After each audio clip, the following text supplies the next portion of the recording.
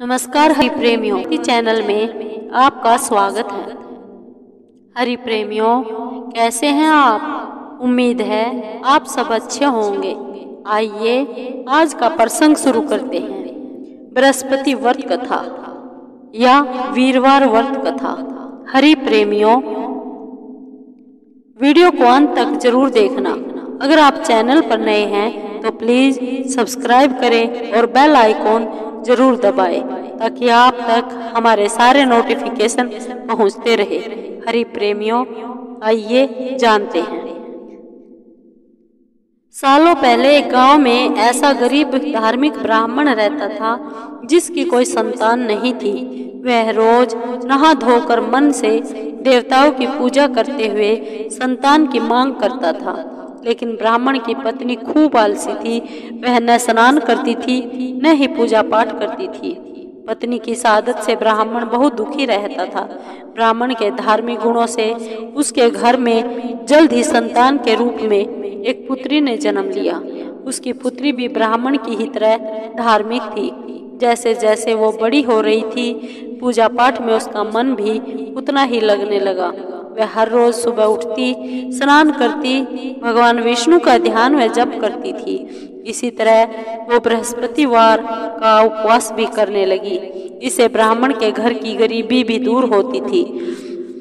एक दिन पूजा पाठ करने के बाद वह पढ़ने के लिए स्कूल जाती थी। स्कूल जाते समय वह अपनी हाथों की मुट्ठियों में जौ भरकर स्कूल के रास्ते में गिराती थी। जब वह स्कूल से वापस घर के लिए आती तो गिराए गए जौ के दाने सोने में बदल जाते थे, जिन्हें उठाकर वह घर ले आती थी।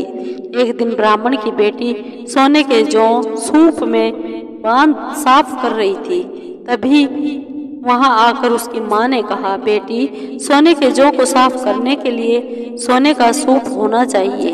ब्राह्मण की बेटी को माँ की बात एकदम सही लगी। उसके अगले बृहस्पतिवार को उपवास रखने के बाद उस लड़की ने बृहस्पति देव से सोने का सूप मांगा।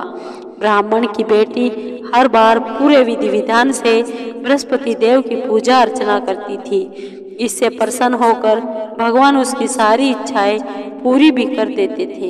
इसी तरह उन्होंने सोने के सूप वाली प्रार्थना को भी स्वीकार कर लिया। अगले दिन हर रोज की तरह ब्राह्मण की बेटी पूजा पाठ करके स्कूल गई और रास्ते में जौ के दाने बोते हुए गई। वापस आते समय जब वह जौ के दाने बीन रही थी तो उसे सोने का सूप भी मिल गया। सोने का सूप लेकर वह घर आई, जिसे उसने सोने के जौ साफ किए। एक दिन इसी तरह ब्राह्मण की बेटी घर के बाहर बैठकर सोने के जौ को सोने के सूप से साफ कर रही थी। तभी उसके घर के सामने से एक राजकुमार गुजर रहा था। राजकुमार ब्राह्मण की बेटी को देखते ही उस पर मोहित हो गया। जब वह अपने महल पहुंचा तो ब्राह्मण की बेटी के मोह में उसने खाना पीना त्याग दिया। जब राजा को यह पता चला तो उन्होंने राजकुमार से इसका कारण पूछा।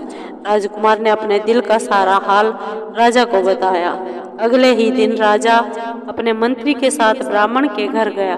ब्राह्मण के सामने उसकी बेटी के विवाह का और अपने राजकुमार से करवाने का प्रस्ताव रखा।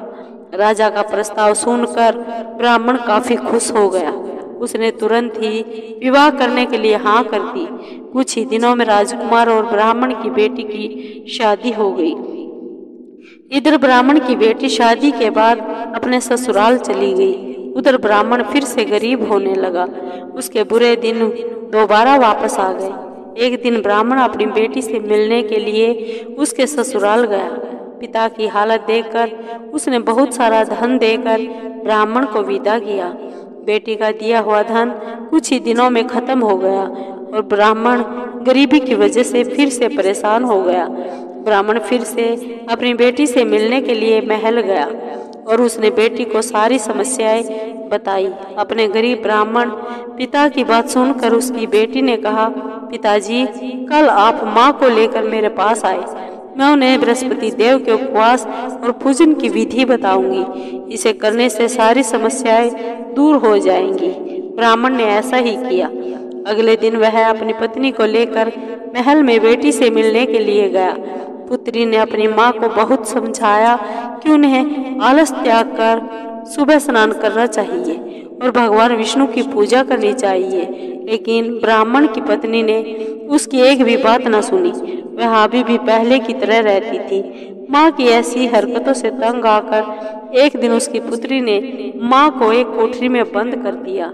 उसे जबरन सुबह स्नान करवाया और भगवान विष्णु की पूजा करवाई। इससे उसकी माँ की बुद्धि में सुधार हो गया। अगले ही दिन ब्राह्मण की पत्नी सुबह उठती, स्नान करती, भगवान विष्णु की पूजा करती, साथ ही बेटी के अनुसार हर बृहस्पतिवार के दिन उपवास भी करने लगी। इससे प्रसन्न होकर बृहस्पति देव ने उनकी सारी गरीबी और समस्याएं दूर कर दी। फिर वह एक सुखी और संपन्न जीवन जीने लगे। इस व्रत के प्रभाव से मृत्यु के बाद ब्राह्मण और उसकी पत्नी को स्वर्ग का द्वार भी मिल गया।